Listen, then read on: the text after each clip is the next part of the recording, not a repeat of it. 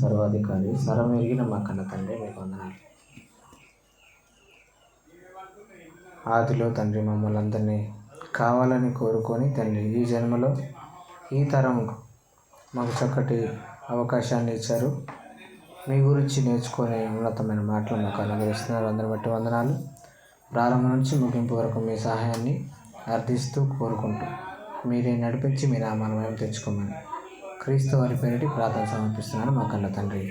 ఆమె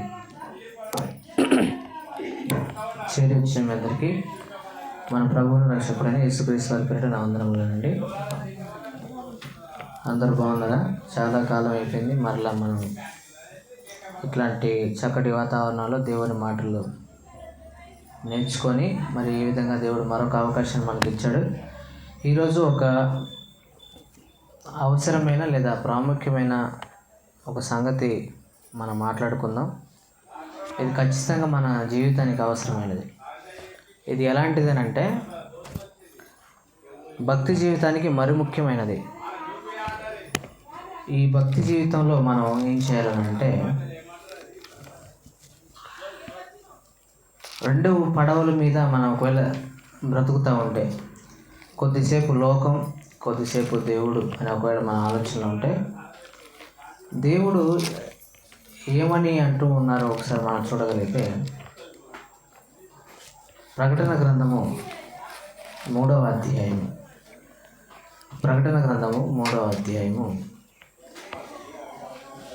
15వ వచనం మనం చూడగలిగితే ప్రకటన గ్రంథం 3వ అధ్యాయం 15వ వచనంలో నీ క్రియలను నేను ఎరుగుదును, నీవు చల్లగానైనను నువ్వు వెచ్చగానైనను లేవు, నీవు చల్లగానైనను వెచ్చగానైనా ఉండినా మేలు అంటున్నాడు. లేకపోతే ఏం చేస్తాడట? నువ్వు వెచ్చగానైనను చల్లగానైనా ఉండక నులివెచ్చనగా ఉన్నావు గనుక నేను నిన్ను నా నోట నుండి ఉమ్మివేయ ఉద్దేశించుచున్నాను. ఇది ఇక్కడున్న మనకు మాత్రమే కాదు, కానీ ఎవరైతే దేవుణ్ణి నమ్ముకున్నామని చెబుతూ లోకంలో జీవిస్తున్నారో, ఎవరైతే దేవుణ్ణి ఎరిగి ఉన్నామని చెప్తూ ఎరగనట్టుగా ప్రవర్తిస్తున్నారో దేవుడు వారి గురించి చెప్తున్నమాట. ఏమనంటే మీరు చల్లగానే ఉండండి లేదా వెచ్చగానైనా ఉండండి. నులివెచ్చగా ఉండి ఏం చేస్తానంటున్నాడు? అంత పెద్ద మాట దేవుడు అంటున్నాడు అని అంటే ఈ మాట వెనక ఏదో ఒక కారణం దాగి ఉందని మనం అర్థం చేసుకోవాలి. ఊరికనే అంత పెద్ద మాట అన్నారు కదా. ఒక వ్యక్తిని ఉమ్మి వేయడం అని అంటే ఒక రకంగా మనం ఎప్పుడు ఉమ్మేస్తామండి? సాధారణంగా మనం ఏదో చేయరాని తప్పు చేసినప్పుడు, చేయకూడని పాపం చేసినప్పుడు నీ బతుకెందుకని మనం చేస్తాం? ఉమ్మి వేసే ప్రయత్నం చేస్తాం. అంటే చేయరాని తప్పు ఏదో చేస్తే ఖచ్చితంగా ఏం చేస్తాం? ఉమ్మి వేసే ప్రయత్నం చేస్తాం. మరి ఇక్కడ దేవుడు మరి ఎందుకు ఏమి మాట అంటున్నాడు అంటే మనుషులుగా మనం కూడా ఏదో ఎక్కడో తప్పిపోతున్నాం అనమాట. ఎక్కడ తప్పిపోతున్నాం అని ఒకసారి ఆలోచన చేస్తే దేవుడి దగ్గర ఉన్నటువంటి ఆలోచన ఏంటంటే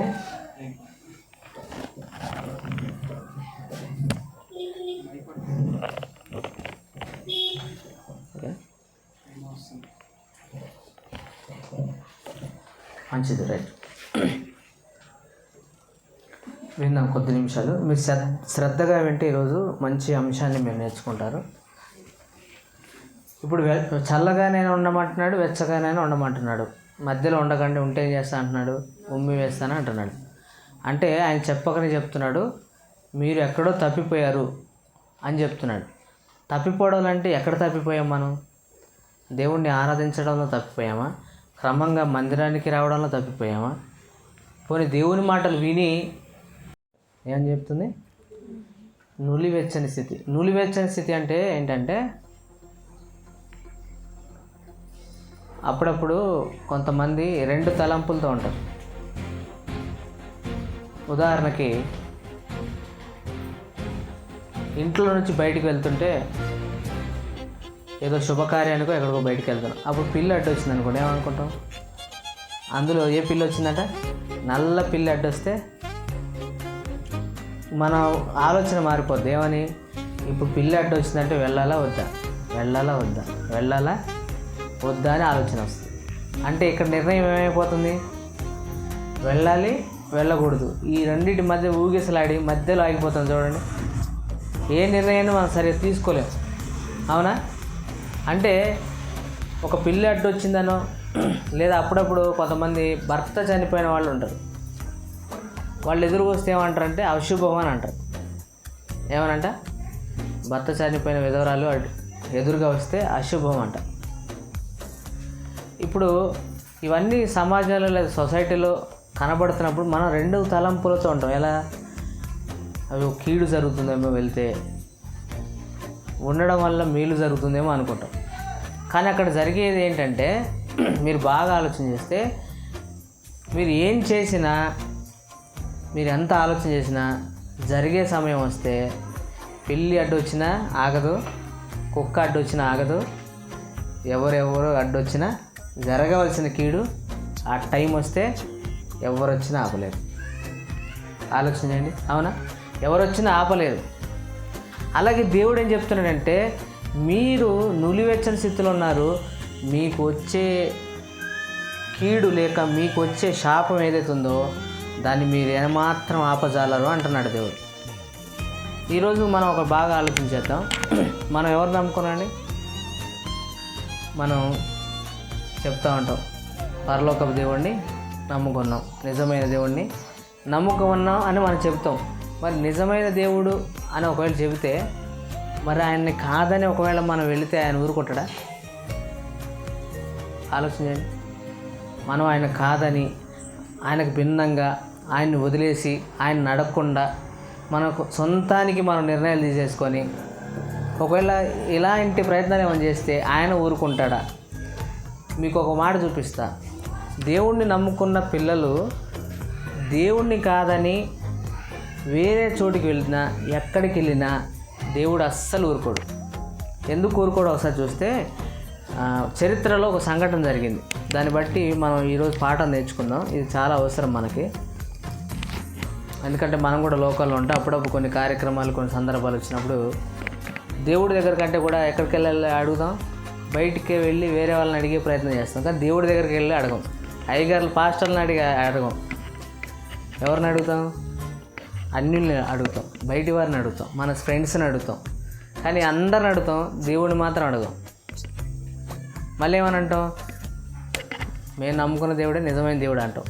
అన్నీ చెప్తాం మనమే, కానీ నిజమైన దేవుడి దగ్గరికి మనం వెళ్ళాం, ఆయన అడగం.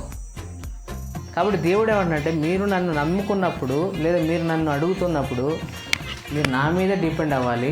ఒకవేళ అవ్వకపోతే ఏం జరుగుతుందో ఒకసారి పాత నిబంధన గ్రంథంలో ఒక సంఘటన చోటు చేసుకుని మనం చూద్దాం. రాజుల 2వ గ్రంథం, రాజుల 2వ గ్రంథము 1వ అధ్యాయం.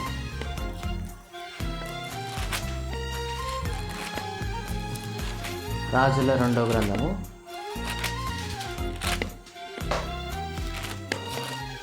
1వ అధ్యాయం.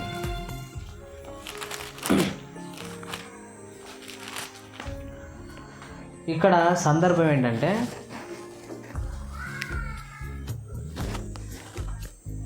జెబూలూను అనే ఒక దేవత ఏమైంది? ఇక్కడ జెబూలు అనే ఒక దేవత ఉంటుంది. ఇక్కడ జరిగేదంటే, మనకు చరిత్ర తెలుసు. ఇశ్రాయేలీలు లాస్ట్ టైం మీకు చెప్పిన ఉంటాయి. ఏమనంటే 2 గోత్రాలు యూదులు, 10 గోత్రాల వారు ఇశ్రాయేలీలు. ఇశ్రాయేలులకి మెయిన్ రాజధాని ఏంటంటే షోమ్రోను. ఇశ్రాయేలులకి మెయిన్ రాజధాని షోమ్రోను. మనకి ఇప్పుడు హైదరాబాద్ ఎలాగైతే తెలంగాణకు రాజధాని ఉందో, ఇశ్రాయేలులకు కూడా ఆనాటి 10 గోత్రాలకి షోమ్రోను రాజధాని. యూదులకి యెరూషలేము రాజధాని. ఏం రాజధాని? యూదులకి యెరూషలేము రాజధాని. అలాంటి సమయంలో యూదులకు రాజులు ఉన్నారు, ఇశ్రాయేల్ని పరిపాలించే రాజులు ఉన్నారు వాళ్ళకు కూడా. ఇందులో ఇశ్రాయేలులు 10 గోత్రాల వారైతే ఎవరైతే ఉన్నారో ఆ గోత్రాలలో ఉన్న రాజులందరూ చెడ్డవాళ్ళే, ఒక్కడు మంచోడు లేడు. అందరూ దేవుడు చెప్పినట్టు చేసేవాళ్ళు కాదు, అందరు దేవునికి వ్యతిరేకంగా చేసేవాళ్ళు. పోనీ వీడి తర్వాత ఇంకొకడు వచ్చి అతనేమైనా మంచిగా చేస్తాడంటే వాడి చుట్టూ వెళ్ళినవాడు వీడు ఇంకొకడు, ఒకటి తర్వాత ఒకటి తీసి పెట్టలేనంత భయంకరమైన పరిపాలన చేశారు. అందులో ఒక రాజు ఉన్నాడు, ఆ రాజు పేరు ఏం పేరు అంటే ఇక్కడ అహజ్యా అని ఉంటుంది చూడండి 2వ వచనంలో. అహజ్యా, షోమ్రోన్ అనగానే ఏమనుకోవాలి, అహజ్యా అనేట ఆయన ఇశ్రాయేలులకు రాజు, 10 గోత్రాల్లో ఇశ్రాయేలుకు రాజు. షోమ్రోన్ అంటే వాళ్ళ రాజధాని. ఒకరోజట ఆయనకి ఏమనిపించింది, ఒక తీవ్రమైన రోగం వచ్చిందట. రోగం వస్తే ఇప్పుడు వాళ్ళకు దేవుడు ఉన్నాడు కదా, సాధారణంగా మనకు ఏదైనా హార్ట్లో హోలో, లేకపోతే చెవులో వినపడకపోవడము, లేకపోతే జుట్టు రాలిపోతే వెళ్తుంటారు కదా, చూస్తారా లేదా?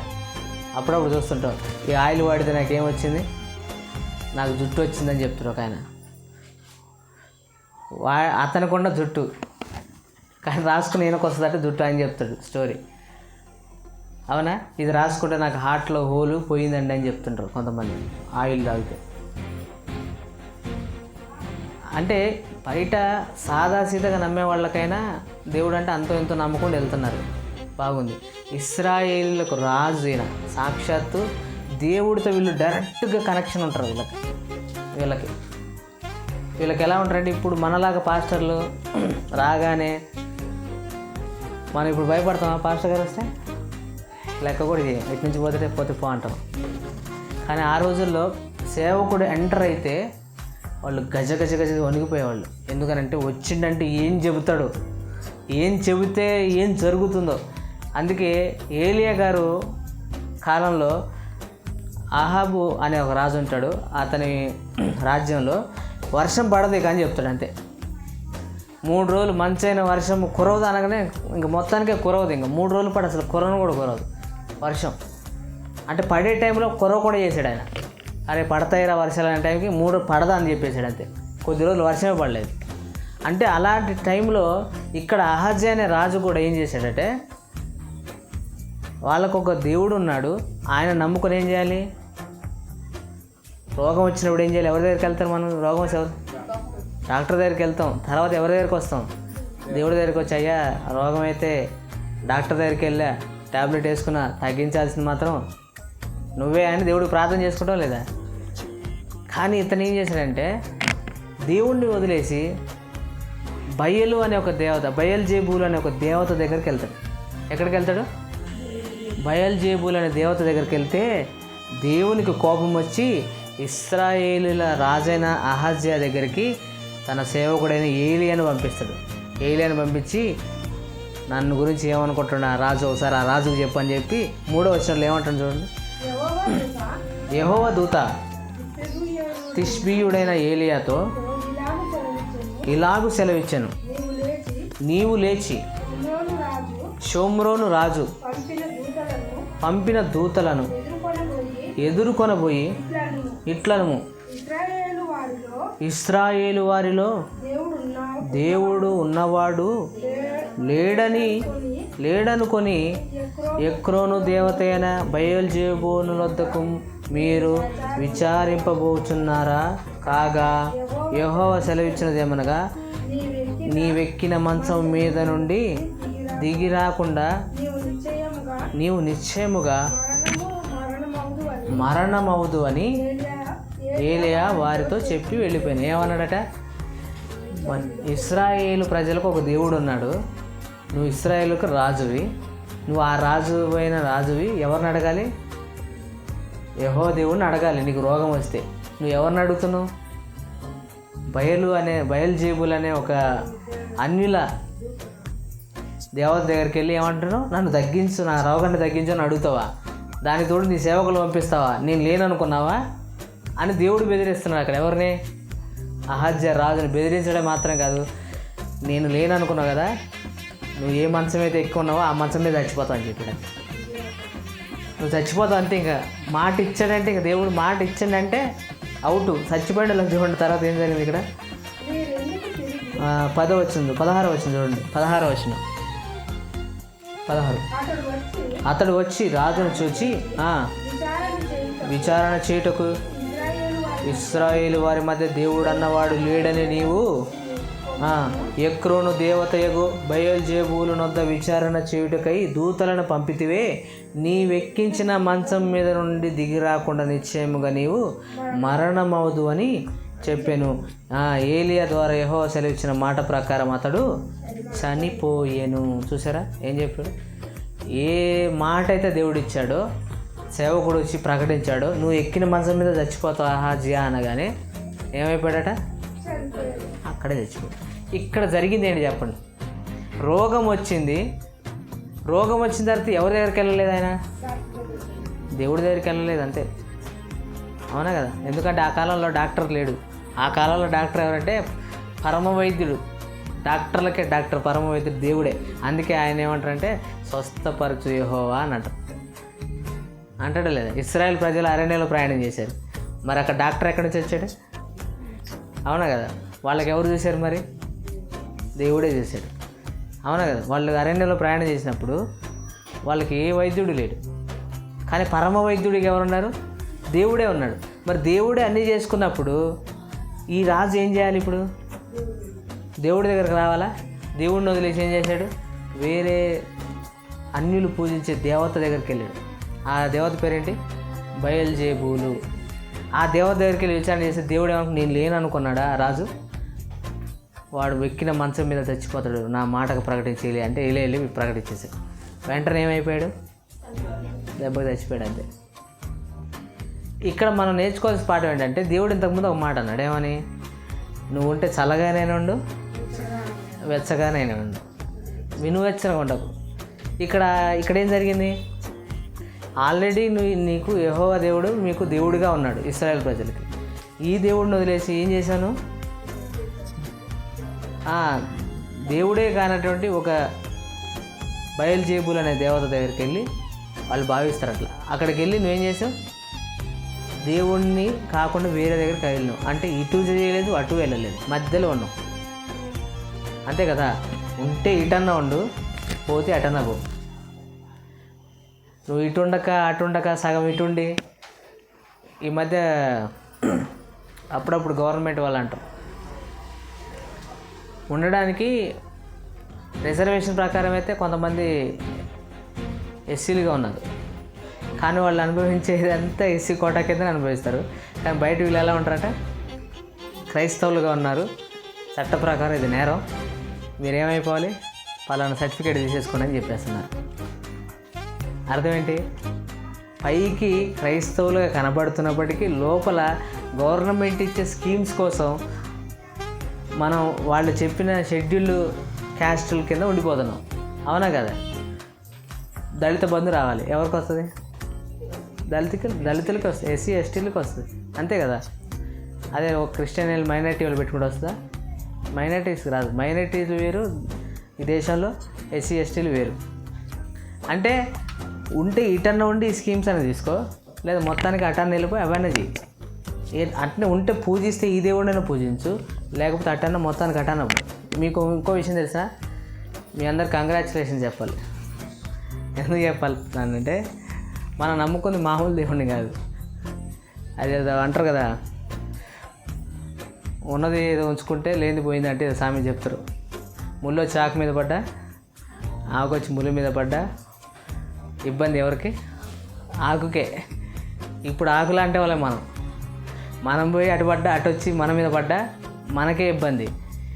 ఇప్పుడు మా భయంకరమైన విషయం ఏంటంటే, మనం జీవము కలిగిన దేవుని చేతిలో పడ్డాం. ఎక్కడ పడ్డాం?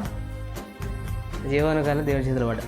ఇప్పుడు ఈయన కాదని మనం ఏదైనా స్టెప్ వేసామనుకోండి, మనకి ఎక్కడ ఎప్పుడు ఎలా బుద్ధి చెప్పాలో దేవుడు అక్కడ రెడీ పెడతాడు. ఏమని మనం అనుకోవచ్చు, ఎవరు చూస్తారులే, అడిగే వాళ్ళు ఎవరు ఉన్నారు అనుకుంటాం, కానీ దేవుడు చూస్తుండగా. అందుకే ఏమన్నాడు? నీ క్రియలు నేను ఎరుగుదును అన్నాడు మొదటి మాటలోనే. ప్రకటన గ్రంథం చూడండి, అందుకే మొదట అదే చూపించా. నన్ను కాకుండా రోగం వచ్చినా, కష్టం వచ్చినా, బాధలు వచ్చినా, ఇబ్బందులు వచ్చినా, ఏమొచ్చినా మీరు నన్నే అడగాలని చెప్తున్నాడు. ఆయన్ని అడగడం మానేసి అందరిని అడుగుతున్నాం మనం, కానీ తీరని నష్టాన్ని మనం కొని తెచ్చుకుంటున్నామని వాక్యం చెప్తుంది. ఒకసారి చూస్తే ప్రకటన గ్రంథం 3వ అధ్యాయము 15 వచ్చింది చూడండి. నీ క్రియలను నేను ఎరుగుదును, నువ్వు చల్లగానైనను వెచ్చగానైనను లేవు. చూసారా, చల్లగానైనా లేవు, వెచ్చగానే లేవు. ఉంటే అటన్నా ఉండవు, ఇటంటే ఇటు ఉండవు. ఇటు ఉంటావు, పిల్లడ్డు వస్తే శాపం అంటావు, పంది వస్తే మంచి రోజు కాదంటావు, నిమ్మకాయలు తీసి ఆడేస్తే ఏమంటావు, నిమ్మకాయలు తీసేస్తే అందులో ఏదో ఉందంటావు, ఎండు మిరకాయలు కనబడితే అందులో ఏదో ఉందంటావు. అంటే ఇవన్నీ ఎవరు చెప్తున్నారంటే ఇది మనకు అవసరం కాబట్టి చెప్తున్నా. దేవుడు ఎందుకు ఈరోజు ప్రేరేపించాడు నాతో. కానీ ఇవన్నీ ఎవరిని దాటుకొని మనం మాట్లాడాలంటే మన దేవుడు ఉండగా అవన్నీ మన మీద ఏం చేయలేవు. ఎందుకంటే మనం ఎవరు గుప్పెట్లోకి వచ్చాం ఆల్రెడీ. నువ్వు వాటిని అది జీవము గల దేవుడిని నువ్వు నమ్మకపోతేనే వాటి మీద నీకు నమ్మకం వస్తుంది. అంతే కదా. ఇప్పుడు నేను నమ్ముకున్న దేవుడు అన్నిటికంటే పవర్ఫుల్ అని నేను అనుకున్నాను అనుకో, ఇప్పుడు చిన్న చిన్న నన్ను ఏం చేస్తాయి. ఇప్పుడు చిన్న చిన్న వాటిని నేను నమ్ముతున్నానంటే మనం నమ్ముకున్న దేవుడు వీక్ అనే అర్థం. అట్లా వీక్ అయినప్పుడు ఇక బయట వాటికి మనకు తేడా లేదు కదా. అందుకే అంటాడు దేవుడు ఏమంటే మీరు అట్లా ఆలోచిస్తే ఉంటే అట్టనే ఉండండి. ఇంకో విషయం తెలుసా, ఏమి తెలియకుండా చచ్చినోడికి కొద్దిగానే శిక్ష, తెలుసుకొని చచ్చినోడికి డబుల్ శిక్ష. 3rd డిగ్రీ అంటారు చూసారా, 3rd డిగ్రీలో మాస్టర్స్ ఉంటారు. భయంకరమైన హింసలు, ఎలకల్ని సంచులు వేసి తలకాయ లోపల పెట్టి పైన కట్టేస్తారు. అదొక రకమైన ట్రీట్మెంట్. అందులోనే బలమైన సూదులు కాళ్ళ కాడబెట్టి వాటి మీద డ్యాన్స్ వేపిస్తారు. అంటే ఇవి భయంకరమైన శిక్షణ తీసుకున్న వాళ్ళు ఇట్లాంటి మనుషులను ఎట్లా హింస పెడితే వాళ్ళు బయటికి నిజాలు చెప్తారని వాళ్ళకి తెలుసు టెక్నిక్స్. కానీ దేవుడు మనకు అవన్నీ ఇవ్వట్లా, హెచ్చరిస్తాడు ఏమని, ఉంటే ఇటన్నా ఉండండి ఆయన, లేకపోతే అటన్నా ఉండండి, నేను పవర్ఫుల్ అని చెప్తున్నాడు దేవుడు. పవర్ఫుల్ అయిన దేవుడు మనకు ఉండగా మనం వేరే వాటి మీద డిపెండ్ అయితే ఖచ్చితంగా ఆయన యాక్షన్ తీసుకుంటాడు. ఎందుకు తీసుకుంటాడంటే చరిత్రలో ఒక రాజును మనకు చూపించాడు. ఎవరైనా అహాజ్యా అనే రాజు. ఆయన ఏం చేశాడు, దేవుడి దగ్గర రాలేదని చంపేస్తాడు. చర్చికి రండి అంటే అయ్యో నాకు టైం లేదండి అన్నావు అనుకో, నీకు టైం తీసేస్తాడు అంతే. ఇంకా టైం చూస్తాడు, ఒకనొక టైం వస్తుంది, ఆ టైంలో ఏమవుతుంది, టైం లాగేస్తాడు. అందుకనే దేవుడి దగ్గరకు వచ్చే వరకు చాలా జాగ్రత్తగా ఉండాలి మనం, దేవుని కార్యక్రమాలన్నా దేవుని సన్నిధానం. అందుకనే మొదట్లో ఒక మాట చెప్పాను, దేవుని సంబంధమైనటువంటి క్రియలు లేదా దేవునికి సంబంధించిన మాటలు మనం ఎందుకు ఎక్కువ వినలేకపోతున్నాం లేదా చేయలేకపోతున్నాం అంటే మనకేం లేదని చెప్పుకున్నప్పట్లో మొదటి పాఠంలో చెప్పుకున్నాం, దైవభక్తిలో ఆసక్తి లేదట. ఆసక్తి లేదు కాబట్టే ఉంటే ఉన్నాడు, పోతే పోయింది, మనకెందుకు, వారానికి ఒక మెసేజ్ అన్నాం, వచ్చాం పోయాం, ఎగ్జామ్ రాసాం అంటే ఇది మనం ఏమనుకుంటే ఇది మన బతుకును సరి చేసేది అనుకోవట్లా, ఏదో వినిపోతున్నాం అంతే. కానీ ఈ మాటలు ఎంత ఆశీర్వాదకరమైనా మనకు తెలియాలి. దేవుడు ఒక్కసారి మాట ఇస్తే ఆయన మాట తప్పడు. అంత నిజానికి ఆ రోజు ఇశ్రాయేలుకి ఏమి ఇస్తానన్నాడు, కానాన్ అనే భూభాగాన్ని ఇస్తానన్నాడు, ఇచ్చాడు. ఇప్పుడు చరిత్రలో ఉంది, ఇప్పటికి ఇశ్రాయేలు ఉన్నారు, ఇప్పటికి యూదులు ఉన్నారు, ఇప్పటికీ బైబిల్లో చెప్పబడిన ప్రతి స్థలం ఉంది. పక్కా ఎవిడెన్స్ కలిగిన చారిత్రక గ్రంథం ఏదైనా ఉందంటే బైబిలే. బైబిల్లో రాయబడే ప్రతి ప్లేస్ ఇప్పటికీ ఉంది. అంటే ఇంత పక్కాగా పకడ్బందీగా ఉన్నప్పుడు, ఇది నిజమైనప్పుడు మనం నమ్ముకున్న దేవుడు నిజంగా ఎవరు, డూపా? ఒకవేళ డూప్ అనుకుంటే ఫరోని ముంచి సముద్రంలో లేపిన ఆ సంఘటన మనం చూసారా ఎప్పుడైనా ఒకసారి? అప్పుడు పాత సినిమాలో చూపించారు ఎక్సోడస్ అని, ఆ మూవీ చూడండి. ఆ మూవీ చూసిన తర్వాత ఆర్కియలాజికల్ ఎవిడెన్సెస్ అని దొరుకుతాయి కొన్ని. భూగర్భంలో ఏది సముద్రం లోపల బయట లోపల మీరు చూస్తే ఆ చక్రాలు రథాలు ఏ విధంగా నీట మునిగిపోయి ఉన్నాయో ఇప్పటికీ ఉన్నాయి. అవి తీసుకొచ్చి భద్రపరిచారు యెరూషలేంలో, ఈజిప్ట్లో ఆ భాగాలన్నీ భద్ర చేసి పెట్టారు. ఎందుకు పెట్టారు? చరిత్ర జరిగింది, ఇది జరిగింది, ఎవిడెన్స్ జరిగింది కాబట్టి పెట్టారు. అంటే ఏ కోశాన చూసినా మనం నమ్ముకున్న దేవుడు చాలా పవర్ఫుల్. ఆ దేవుడిని కాదని మనం ఏదైనా చేస్తే ఆయన అస్సలు ఒప్పుకోడు. నేను చాలాసార్లు చెప్పాను. ఏమని చెప్పంటే, మన ఇంట్లో నాన్న పెట్టుకుని దారిని పోయాడు నాన్న అంటే ఏమంటాడు ఆయన?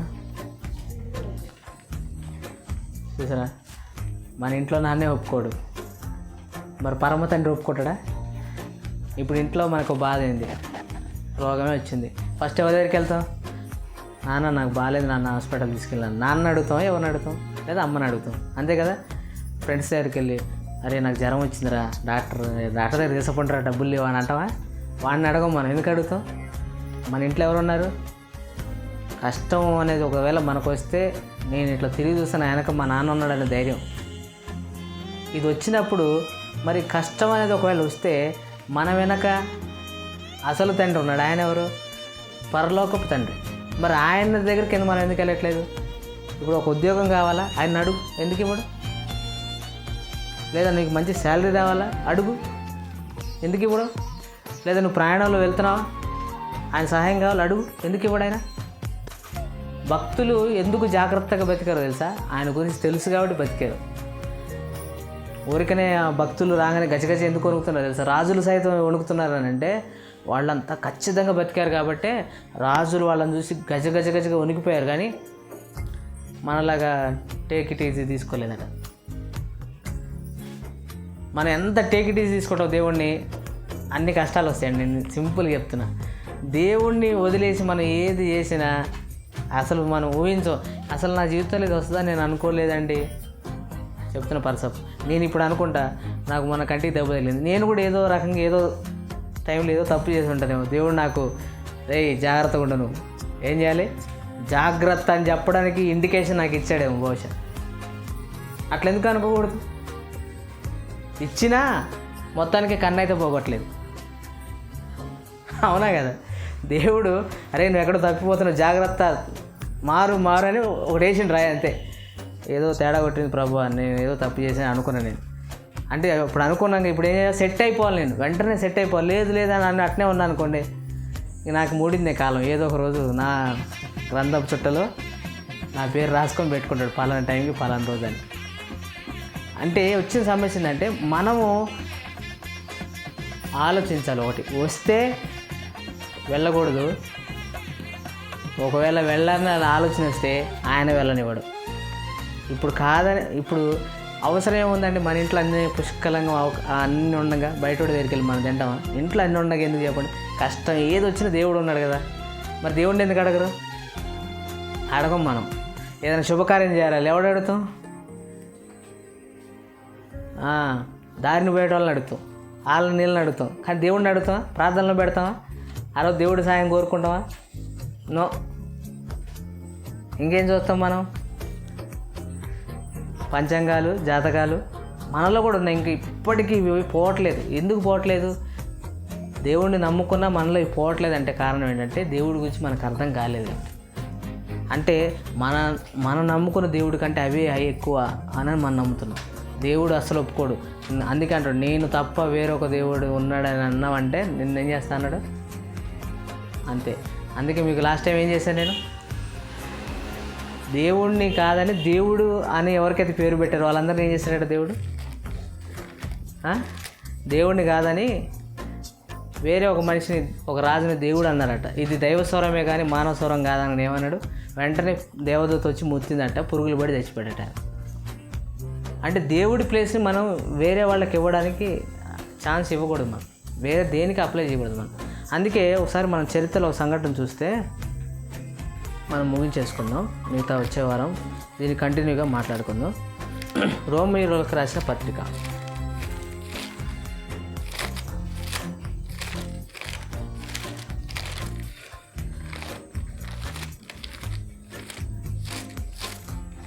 2 నిమిషాలు ముందు చేసుకున్నాను.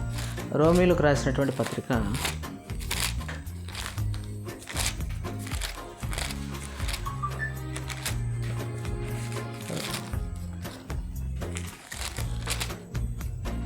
1వ అధ్యాయము. రోమీయులకు రాసినటువంటి పత్రిక 1వ అధ్యాయము 21వ వచనం చూస్తే,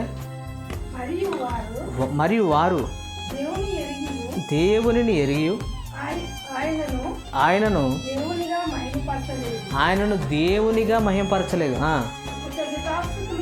కృతజ్ఞతాస్థుతులు చెల్లింపను లేదు కానీ వారు తమ వాదముల యందు వ్యర్థులేరి వారి అవివేక హృదయము అంధకారమైన తాము జ్ఞానులమని చెప్పుకొనుచు బుద్ధిహీనులేరి. ఏమనంటే అయ్యో మనం దేవుడిని నమ్ముకున్నాం కదా, మనం ఇవన్నీ చేయకూడదు కదా అంటే నీకేం తెలుసు, నీకేం తెలియదు, పెద్దల పారంపర్య ఆచారాలు ఎప్పటి నుంచి వస్తున్నాయి, నిన్న కాక మొన్న నువ్వు చెప్తావు మాకు అని మనం అంటామట.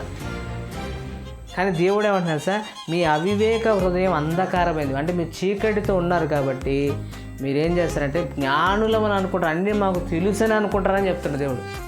వాళ్ళు అట్లా అనుకొని ఏం చేశారంటే దేవుడిని దేవుడిగా మయపరచలేదట. మయపరచుకొని ఏం చేశారు సార్, ఐగుప్తులో నుంచి నడిపించినది ఎవరో తెలుసా, ఈ దూడే మమ్మల్ని నడిపించింది అన్నట. ఐగుప్తుని నడిపించింది దూడ నడిపిస్తుంది ఇక్కడ. వాళ్ళు తప్పు చేసినదే. వాళ్ళు ఏమన్నారంటే ఐగుప్తులో నుంచి సముద్రం చీల్చింది ఎవరు, దూడ. తెగుళ్ళు రప్పించింది ఎవరు, దూడనా. అంటే మీరు బాగా ఆలోచించండి, మనిషికి కనీసం దేవుడికి మనిషి ఆకారం ఇవ్వడం కూడా ఇష్టం లేదు. కనీసం అంతో ఎంతో మనం ఒకరికి ఏదైనా గిఫ్ట్ ఇవ్వాలనుకోండి, వాడికి రేంజ్కు తగ్గింది ఇవ్వకపోయినా వాడికి దగ్గరలో ఈ రేంజ్కి సరిపోద్దని ఒక గిఫ్ట్ అనేది ఇచ్చేస్తాం, అవునా కదా. అంటే మనుషుల దగ్గర కొద్దిగా ఆలోచన, దేవుడి దగ్గరకు వచ్చే వరకు దేవుడు ఎలా ఉంటాడు అని వీళ్ళు ఆలోచన చేసి ఏం చేశారు, ఏకంగా దూడని చేసి తీసుకొచ్చారు. దూడను ఎందుకు చేసుకొచ్చారు, వీళ్ళు ఐగుప్తిలో ఉన్నప్పుడు ఇశ్రాయేలు ప్రజలు, దేవుని పిల్లలు ఐగుప్తి దేవతలను ఆరాధన చేశారు. 430 సంవత్సరాలు వాళ్ళు ఐగుప్తులో బానిసలుగా ఉన్నారు. ఈ 430 సంవత్సరాలు బానిసలు ఉన్నప్పుడు ఏం చేశారంటే ఎన్నో తరాలు గడిచిపోయి అసలు దేవుడిని మర్చిపోయి ఎవరికి ప్రార్థించడం మొదలుపెట్టారు, ఒకరు పందికి, ఒకడు కుక్కకి, ఇంకోడు ఆవుకి, ఇంకోటి దూడకి, ఇట్లా చేసేయడం స్టార్ట్ చేశారు. కనబడుతున్న ఈ ప్రకృతి నుంచి దేవుడు అనేసుకున్నారు. కానీ వాళ్ళకి ఎప్పుడు అర్థం అవ్వలేదని అంటే వాళ్ళు చచ్చిపోయేదాకా అర్థం కాల. నోవహు కాలంలో ఏం జరిగింది, జనులు తినచ్చు తాగచ్చు బాగా కూర్చొని ఆడుతున్నారట. జలప్రళయం వచ్చి కొట్టుకుపోయేదాకా తెలియదంట ఒక్కడికి. ఏమని, మరి మనం కొట్టుకొని పోతామని నోవహు ఆల్రెడీ చెప్పాడు. ఏమని, ప్రళయం వస్తుంది కొట్టుకొని పోతారు బాబు, దేవుడు మీకోసం ఓడ తయారు చేసిన. ఎక్కడయ్యా అంటే, మీకేం తెలుసు, మీ జ్ఞానులు మాకు అన్నీ తెలుసు, నువ్వు ఇప్పుడు నిన్నగాక మొన్న వచ్చిన బచ్చావి, ఇక్కడికి సముద్రం వస్తుందా, ఎక్కడైనా ఓడని సముద్రం దగ్గర కడతారు కానీ నువ్వు ఇంటి దగ్గర కట్టవేంటి ఓడని అని అవహేళన చేశారట. లాస్ట్కి ఏమైంది, సముద్రం దగ్గరికి ఓడైతే పోలేదు, ఓడ దగ్గరికి సముద్రం వరకు వచ్చింది. ఇప్పుడు వీళ్ళు ఎక్కడికి పోవాలి, ఇప్పుడు ఓడ దగ్గర పోదామంటే ఓడ సముద్రంలోకి వెళ్ళిపోయింది. ఇప్పుడు వీళ్ళు ఎక్కడికి వెళ్ళిపోయారు, నీళ్ళలోకి వెళ్ళిపోయారు, సరిపోయింది. అంటే దేవుడు ప్రతి మనిషికి ఒక అవకాశం ఇస్తాడట. నేను ఒక ఎగ్జాంపుల్ చెప్పి ముగిచ్చేస్తాను, చాలాసార్లు చెప్పాను, ఇప్పుడు కూడా అవసరం. అంటే దేవుడు మనకు అవకాశాలు ఇస్తుంటాడు, మనం దాన్ని ఉపయోగించుకోం, దేవుడిని అడగం.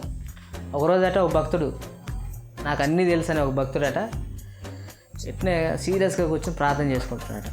ఒక ఆయన వచ్చి, అయ్యా మరికొద్ది నిమిషాలు ప్రళయం రాబోతుంది, ఇక్కడ ఊర్లో ఉన్న వాళ్ళందరినీ ఖాళీ చేయించేస్తాను, దయచేసి నువ్వు కూడా ఖాళీ చేసుకుని వెళ్ళిపో అంటే, ఇక్కడ ఎవరు అనుకున్నావు, 30 years ఇండస్ట్రీ, ఎవరు మనవాళ్ళు వీరభక్తులు. 30 years నుంచి నేను దైవభక్తుని, నువ్వు నాకు చెప్తావా, సముద్రం ఎందుకు, ఇక్కడ ప్రళయం ఎందుకు వస్తుంది, దేవుడు నాతో మాట్లాడుతుంది, రాదు నువ్వు వెళ్ళిపోవాలంటే. సరే అని చెప్పి ఒకరోజు, అయ్యా ఆల్రెడీ అందరూ వెళ్ళిపోయారు, ఉన్నది నువ్వు ఒక్కడే, దయచేసి ఖాళీ చేసి వెళ్ళిపోయా అంటే, ఎక్కువ మాట్లాడితే నీకు తన్నులు పడతాయనట. ఇది చెప్పి మళ్ళీ తిట్టేసుకోవడం ఎందుకని వెళ్ళిపోయాడట. మొత్తం ఊరంతా ఖాళీ అయిపోయింది. ఇప్పుడు ఎవ్వడు లేడు, నిర్మానుష్యంగా ఉంది, ఒక్కడే ఉన్నాడట. సడన్గా ఒకరోజు ఉన్నట్టుండి ప్రళయం వచ్చేసింది. ప్రళయం వచ్చి అందరూ ఎక్కడో అక్కడ వెళ్ళిపోయారు కదా. మనోడు కొంతమంది అయితే అందులో ప్రళయంలో ఉన్నారు. ఇక ఈ రెస్క్యూ చేసేవాళ్ళు ఉంటారు కదా, జనాలు ఏమన్నా ప్రళయంలో చిక్కుకొని అక్కడక్కడ ఉన్నారేమో సునామీలని రెస్క్యూ చేసేవాళ్ళు పడవేసుకొని వచ్చారట. ఏమొచ్చారు, పడవేసుకొని వచ్చారు. అయ్యా రండి, ఇప్పటికైనా మించింది లేదు, పైకి రండి అన్నాడట. నా దేవుడు నన్ను కాపాడతాడు, దేవుడు అంటే మీకు ఏముంది, భయం లేదు మీకు, నా దేవుడు నన్ను కాపాడతాడు అన్నట. ఒరే నీ భక్తి తగలే అని చెప్పి వాడు ఏం చేసి వదిలేసి వెళ్ళిపోయినట. వెళ్ళిపోయిన తర్వాత ఒకనొక రోజు చచ్చిపోయాడు. ఇంకా చచ్చిపోయిన తర్వాత భక్తులు ఉన్న ప్లేస్కి వెళ్ళాడట. ప్రభువా, నేను ఆ రోజు నీ కోసం ఇంత గట్టిగా నీ మీద డిపెండ్ అయ్యాను కదా, ఇంత చేశాను కదా, నువ్వు నన్ను ఎందుకు కాపాడలేదు? ఏం చేయలేదట, నువ్వు నన్ను ఎందుకు కాపాడలేదు? ఇప్పుడు నేను చచ్చి ఇక్కడికి వచ్చా, నువ్వు నన్ను కాపాడుంటే వాళ్ళందరూ చూసి ఏమనుకునేవాళ్ళు? అసలు ఈయన నమ్ముకునే దేవుడు గొప్ప దేవుడు అనుకునేవాళ్ళు. అంటే దేవుడు అన్నాడంట, నాయన నిన్ను కాపాడడానికి నేను ట్రై చేశా, 2 సార్లు పంపించా. ఊరు ఖాళీ చేసినప్పుడు ఒకటి పంపించా. ఏమని? మారంటరా బాబు, అన్నీ తెలుసుకొని అన్నీ తెలుసు అని చెప్పి మీరు పెద్ద వేరే లెవెల్లో బిల్డప్లు ఎత్తున్నారు, శాస్త్రులు పరిశీలిలాగా. మీరు మానేయండి రా బాబు అని చెప్తే ఇలా దేవుడు కాపాడతారని నువ్వు పంపించావు. 2వసారి పంపిస్తే కూడా ఏమన్నావు? ఈసారి వస్తే కొట్టి పంపిస్తాను అన్నావు. సరే పోనీలే, లాస్ట్ చివరికి మెడదాకా నీళ్ళు వస్తే ఏమన్నా నేను? ఇప్పటికైనా రా బాబు, తెలుసు అయిపోయింది అని చెయ్యి అందిస్తే ఉన్న చెయ్యిని ఏం చేసావు? వదిలేసావు. ఇప్పుడు చచ్చి ఎక్కడికి వచ్చావు? ఇప్పుడు చచ్చి ఇక్కడికి వచ్చావు. ఆ 3 సార్లు పంపింది వాడిని నేనే. నీ అధిక తెలివి వల్ల, నీ అధిక జ్ఞానం వల్ల. అందుకే నేను ఒకసారి ఏం చెప్పానంటే, మనుషులు దేవుణ్ణి ఎలా తెలుసుకోలేరనంటే తమ జ్ఞానంతో దేవుడిని తెలుసుకోలేరని మొదటి పాఠంలో నేర్పించాను. ఎందుకు? మనుషులు తమను తామును తెలుసుకోవాలన్నా, దేవుడి గురించి తెలుసుకోవాలన్నా ఎవరి మీద ఆధారపడాలి? కాబట్టి మన జ్ఞానం మీద ఆధారపడితే మనం మునిగిపోతాం ఖచ్చితంగా. కానీ దేవుని జ్ఞానం మీద ఆధారపడితే ఏమవుతాం? నిలబడతాం. అందుకే సమయానుకూలంగా ఆ టైంకి దేవుడు ఏం ఆలోచన ఇస్తాడో అది చూడాలి, అంతే తప్ప వాళ్ళు ఇలా చెప్పారు వీళ్ళు ఇలా చెప్పారు అని మనం చేసుకున్నాం అనుకోండి, తర్వాత దేవుడు యాంటీ అయిపోతే నిన్ను కాపాడేవాడు ఎవడు లేడు. అర్థమవుతుందా? మనకు ఒకవేళ మన దేవుడికి అనుకూలంగా ఉన్నాం అనుకోండి, ఏవైనా మనకు దేవుడు కాపాడతాడు. సింపుల్. ఎలాంటి కష్టంలో ఉండి ప్రభా నీ కష్టంలో నన్ను గట్టెక్కించు అంటే దేవుడు ఖచ్చితంగా నిలబెడతాడు. నేను చెప్తున్నా కదా, ఖచ్చితంగా నిలబెడతాడు. మీరు మనస్ఫూర్తిగా నమ్మండి, నిలబెడతాడు ఆయన. ఆయన వదిలేసి మనం సొంత దారులు ఎత్తుక్కున్నాం అనుకోండి, ఆయన వదిలేస్తే ఇంకా ఛాన్స్ లేదు. ఇంకా ఆయన యాంటీ అయ్యాడనుకో, నువ్వు 100 మంది దగ్గర పో, 1,00,000 మంది దగ్గర పో, ఎన్ని వచ్చినా నీ భూమి నువ్వు నిలబడే దగ్గర ఇట్లా జస్ట్ ఇలా జీల్చేటట్టు వెళ్ళిపోతావు లోపలికి, అంతే. కాబట్టి దేవునితో మనం ఏం చేయకూడదు, పెట్టుకోకూడదు. చాలా చక్కని సంగతులు ఉన్నాయి, వచ్చే వారం మనం మాట్లాడుకుందాం.